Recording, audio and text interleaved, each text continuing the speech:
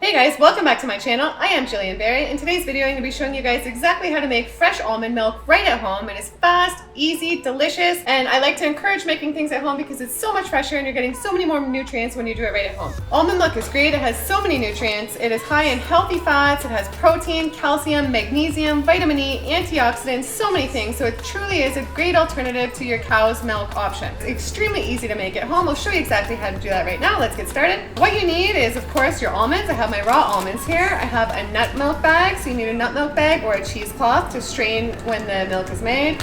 You need some fresh filtered water.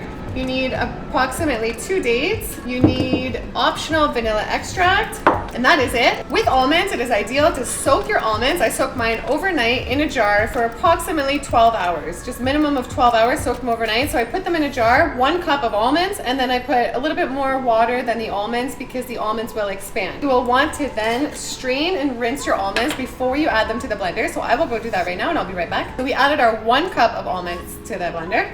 And this recipe is very easy. I love easy recipes. And then 4 cups of filtered water. So technically that's all you need to make your almond milk. If you want, you can just do it just like that. But I know a lot of people prefer a sweetener. So what I do is put in approximately 2 dates, hit it of course, and then half a teaspoon of vanilla extract, which is optional. With just the dates, it'll taste good too. So if you want, you can do half a teaspoon of vanilla extract. So blend for approximately 1 to 2 minutes.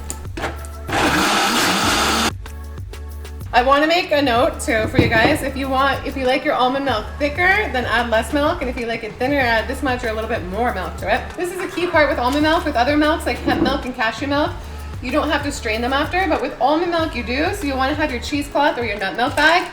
I just picked this up for $6.99 at my local Whole Foods, and it's great. So then you will add it to the nut milk bag, and then you want to start squeezing the milk out starting at the bottom of the bag. And I mean, if you want to really save too, you could find uses for the almond pulp. I know some people use it and turn it into almond meal or different things like that. There we go. It's just really that easy. It's amazing to make almond milk. It's so delicious. Now I will pour it into my jar. Here we have our beautiful jar of almond milk. This will store for approximately 3 days in your fridge. Some people get a little bit longer out of it. I like to drink it as soon as possible because the fresher you have something, the better. One other thing to note, I forgot to put in here, sometimes I put in this recipe too, which is really great, is a dash of Himalayan salt. So the salt also gives it a nice flavor as well, so I recommend that. I forgot to put that in today, but it is an excellent flavor with that as well. I hope you enjoyed this video. If you did, give it a big thumbs up right now. Comment down below your favorite type of plant milk, and I will see you next time. Bye!